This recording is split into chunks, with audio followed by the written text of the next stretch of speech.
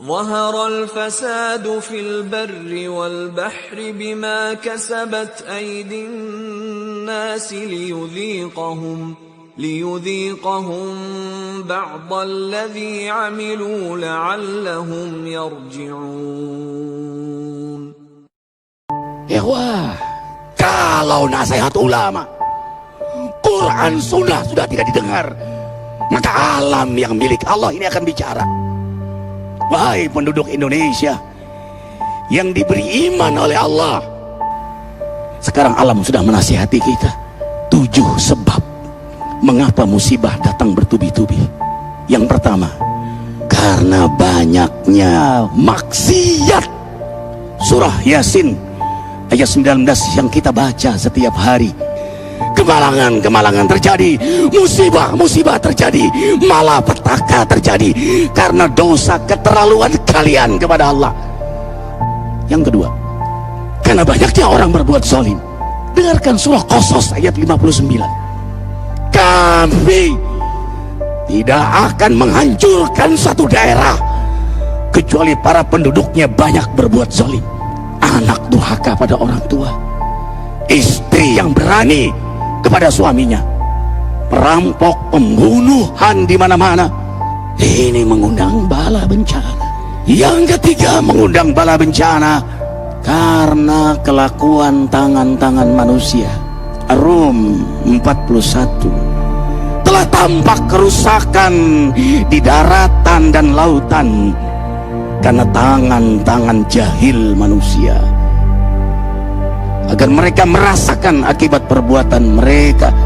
Sebagian mereka merasakan akibat perbuatan mereka, agar mereka kembali kepada Allah.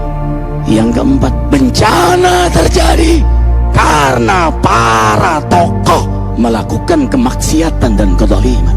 Dengarkan dengan iman, wahai penduduk Indonesia yang mulia, bila kami ingin menghancurkan suatu negeri, kami perintahkan para tokohnya untuk taat kepada Allah, tapi mereka maksiat, tapi mereka berbuat zalim, tapi mereka khianat kepadaku dan kepada makhlukku. Fahaqa alaihil qaul, maka haklah untuk mereka datang bala bencana seperti kaum Ad, kaum Samud, kaum Lut, kaum Nuh. Kami hancurkan sehancur-hancurnya. Siapa tokoh itu? Para pemimpin kita yang sumpah Al-Quran di kepalanya, demi Allah tidak korupsi. Lalu korupsi. Siapa lagi? Hartawan, orang-orang kaya yang dengan harta berpoya-poya, sombong, maksiat dengan kekayaannya di tengah orang yang banyak menderita. Siapa lagi? Ulama yang menjual ayat-ayat Allah dengan murah. Subhanallah. Yang kelima, mengapa bala bencana terjadi? Karena orang-orang soleh, orang-orang baik diam melihat kemaksiatan dan kemungkaran. Surah Al-Anfal ayat 25. Takutlah kalian dengan musibah yang tidak hanya menimpa orang yang maksiat, orang yang berbuat zalim, tapi juga kalian orang-orang soleh. Maka masa bodoh dengan kemaksiatan bukanlah sikap seorang mukmin. Amar ma'ruf nahi munkar adalah amal cerdas. Yang keenam, justru karena rahmat Allah, karena peringatan yang Allah hadirkan agar hadir mahkamah kesadaran kita. Ikhwah, dengarkan dengan iman surah Al-Baqarah ayat 155, 156, 157.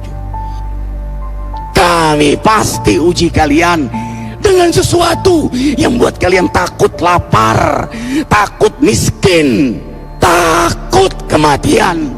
Tapi kabarkan berita gembira bagi hamba Allah yang sabar dari semua ujiannya, yang mereka berkata, sesungguhnya kami milik Allah dan sungguhnya kami akan kembali kepada Allah. Yang terakhir, yang ketujuh, ada yang nanya, bagaimana yang maksiat yang selamat? Tenang-tenang saja. Yang berbuat zalim malah sukses. Di mana keadilannya? Allah Maha Adil. Dengarkan surah Hud ayat 15-16.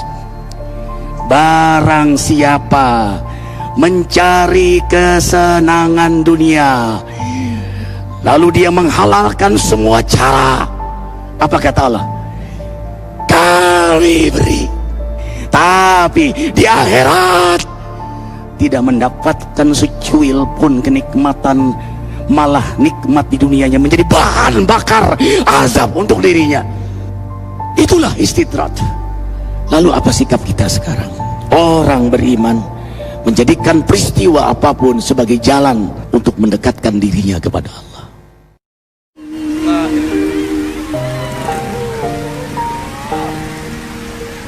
فهب لي توبة واغفر ذنوبي